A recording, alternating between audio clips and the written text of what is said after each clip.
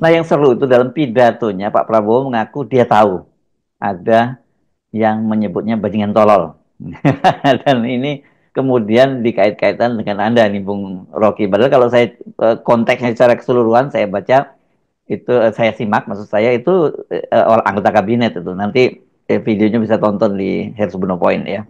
Iya, pidato Pak Presiden itu juga sensasional karena kemudian beliau menyebutkan ada yang mengatakan saya bajingan tolol, bajingan yang tolol tuh. Tapi Anda tahu kan siapa dia? Lalu saya kemanjiran WA untuk bertanya, apakah itu yang dimaksud oleh saya yang ketika itu menyebutkan istilah bajingan tolol? Ya tentu semua orang tahu konteksnya bahwa saya mengucapkan istilah bajingan tolol itu pada Presiden Jokowi waktu itu karena kebijakan dia yang tidak masuk akal tuh. Lalu orang bertanya, apa Pak Rocky nggak berani kritik Pak Prabowo?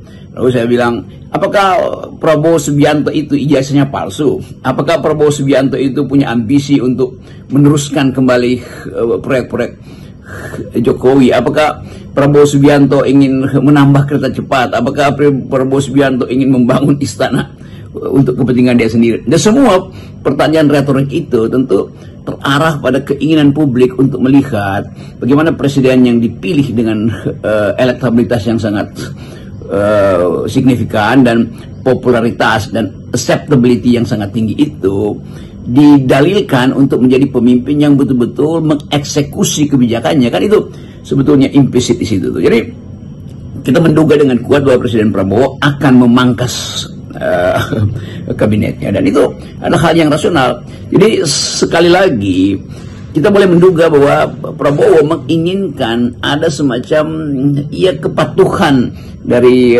kabinetnya untuk bukan patuh pada presiden, tapi patuh pada kepentingan rakyat. Karena presiden memakai logika itu, logika yang bertahap itu.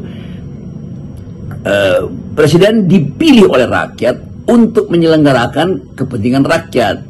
Presiden memilih peralatannya yang disebut kabinet, menteri-menteri, untuk mewujudkan keinginan rakyat.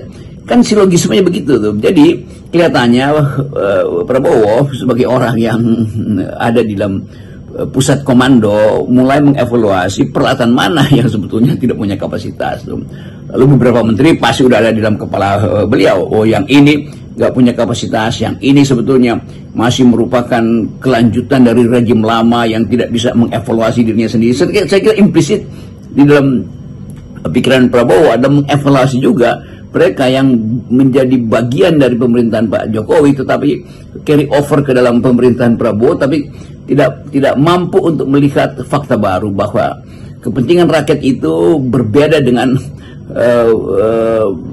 dukungan mobilisasi yang diberikan ketika Jokowi menjadi presiden. Kepentingan rakyat di era Prabowo sungguh-sungguh strategis karena ada tuntutan keadilan yang tidak diperoleh sebelumnya di rejim Jokowi. Nah, dalam keterangan itu kita melihat bahwa Prabowo mulai mengambil jarak, dan pasti harus ambil jarak dari pemerintahan sebelumnya, yaitu pemerintahan Presiden Jokowi. Bagaimana caranya itu soal kemampuan diplomatis di dalam retorika dan dalam taktik oleh Presiden Prabowo sendiri.